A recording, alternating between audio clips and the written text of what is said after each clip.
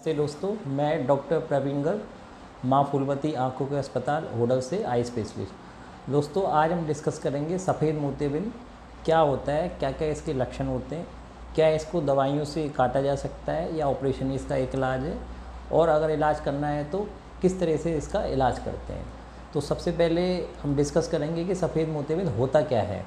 देखो, सबसे पहले तो मैं आपको समझाऊँगा कि जैसे ये हमारी आँख है, ठीक है। ये हमारी आँख में बेसिकली जो रोशनी होती है 3 वजह से होती है। ये आँख का एक शीशा होता है जिसे हम सफ़ेद पुतली बोलते हैं। ये आँख का लेंस होता है जो भगवान ने, नेचर ने हमें दिया है इस तरह से। ये एक लेंस होता है, इस तरह से एक लेंस होता है, और एक पीछे आँख का पर्दा होता है, ये वाला।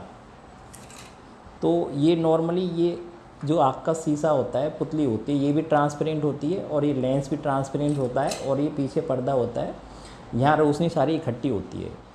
तो जैसे हम नेचुरल लाइट में देखते हैं तो यहाँ से लाइट जाती है, यहाँ पुतली से क्रॉस से होती, लेंस से जाती है, और लेंस से क्रॉस होती पीछे पर्दे पे जाती है जहाँ हमारी इमेज बनती है।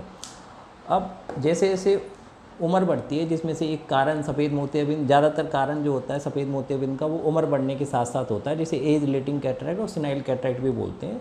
जैसे जैसे एज बढ़ती है तो ये जो भगवान ने हमें लेंस दिया हुआ है, ट्रांसपेरेंट जो लेंस दिया हुआ है शीशे का, तो इसमें क्या होता है, ये जो लेंस है ये इसमें सफ़ेदी पड़नी शुरू हो जाती है। तो क्या होता है, जैसे हम बाहर से देख रहे हैं लाइट यहाँ शीशे से क्रॉस होकर यहाँ लेंस तक तो पहुँच जाती है, पर लेंस में सफ़ेदी पड़ने के कारण, सफ़ेद मोतियाबिंद होने के कारण ये लाइट पीछे नहीं जा पाती, जिससे हमें धुंधला दिखाई देता है। ये तो होता है सफ़ेद मोतियाबिंद। अब ये सफ़ेद मोतियाबिंद के लक्षण क्या क्या होते हैं। सफ़ेद मोतियाबिंद का सबसे कॉमन जो लक्षण होता है वो ये होता है कि पेशेंट को धीरे धीरे धुंधला दिखाई देना शुरू हो जाता है। जितनी जितनी सफ़ेदी पड़ती चली जाती है, जितना जितना सफ़ेद मोतियाबिंद पकता चला जाता है, उसके हिसाब से कम दिखना शुरू हो जाता है। दूसरा जो पेशेंट को सिम्टम्स होता है, कई बार पेशेंट को आसमान में देखने पर कई सारे चाँद दिखाई देते हैं। कई पेशेंट को हो सकता है कि जैसे रात में ड्राइविंग कर रहा है तो उसमें प्रॉब्लम आती है, सूरज की तेज़ रोशनी पे भी चौंधा पड़ने की संभावना होती है। नॉर्मली जो मोतियाबिंद होता है लगभग सभी को 50-60 साल की उम्र के बाद बन ही जाता है, चाहे वो थोड़ा जल्दी बने या लेट बने।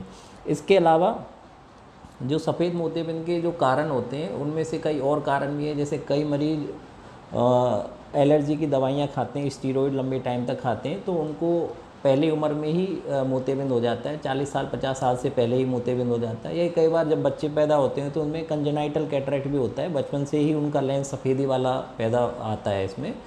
और कई बार क्या होता है, जो शुगर वाले मरीज़ होते हैं उनको भी मोतियाबिंद उम्र से पहले होने लग जाता है। ठीक है, ये हमारा सफ़ेद मोतियाबिंद होता है, ये हमारे सफ़ेद मोतियाबिंद के लक्षण होते हैं। अब बात आती है इसको इलाज करने की। सफ़ेद मोतियाबिंद का इलाज कैसे होता है। नॉर्मली मैं आपको बता देता हूँ, जैसे सफ़ेद मोतियाबिंद की काटने की कोई दुनिया में ऐसी दवाई नहीं है जो इसको काट सके।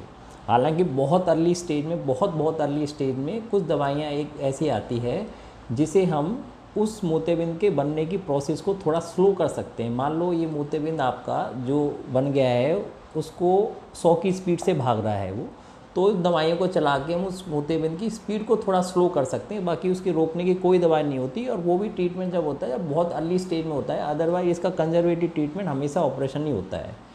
ठीक है, अब ऑपरेशन के क्या क्या तरीके होते हैं।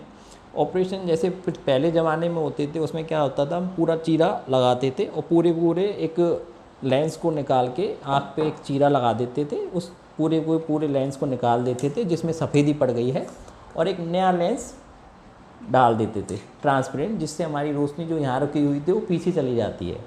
ठीक है, पर आजकल क्या है, नई टेक्निक आ गई है, जैसे कि फेको विधि, फेमटो लेजर टेक्निक हो गई है।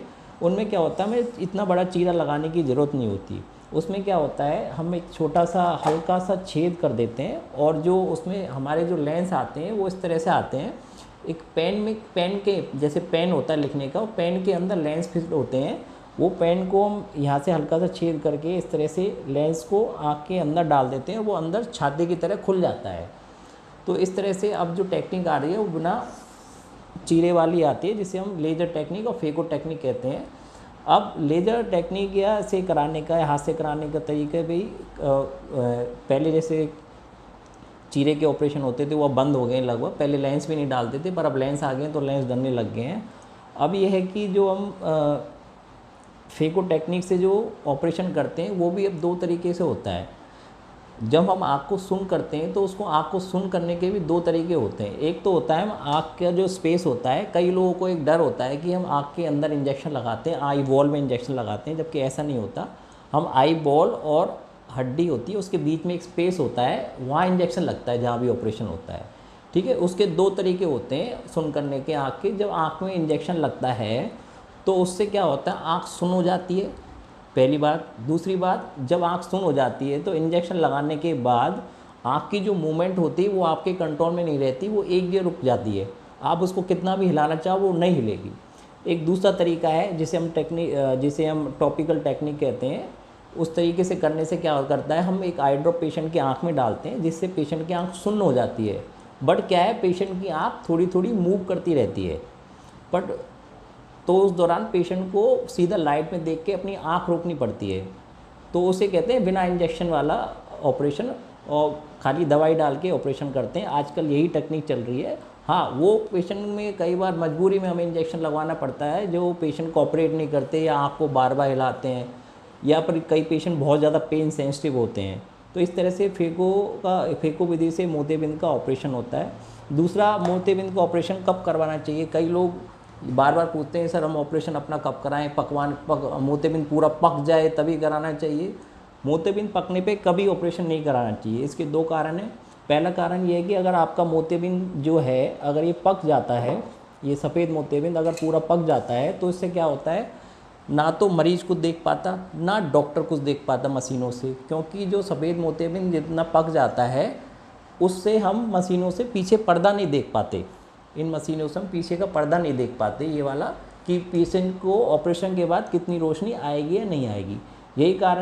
यही कारण है कि मोतियाबिंद पकने पे बिल्कुल ना कराएं, उसे टाइम रहते करा लेना चाहिए। नंबर 2 बात, मोतियाबिंद पकने पे क्या होता है, अगर मोतियाबिंद बहुत ज़्यादा पक जाता है तो ये लेंस फूलता चला जाता है, जो कि सफ़ेद मोतियाबिंद काले पानी में और काले मोतियाबिंद में बदल जाता है। लास्ट वीडियो में मैंने डिस्कस किया था काला पानी क्या होता है। तो ये सफ़ेद मोतियाबिंद काले पानी में बदल जाता है और जिसे कहते हैं फूट जाता है। तो उस केस में इमरजेंसी में ऑपरेशन करना पड़ता है। कई बार पेशेंट की रोशनी भी वापस नहीं आती है। दूसरा, कई लोग ये कहते हैं कि मोतियाबिंद मेरे को नहीं बनता, या फिर मेरे पास ऐसी दवाई है, मैं दवाई डालता हूँ उससे मेरा आज तक मोतियाबिंद नहीं बना।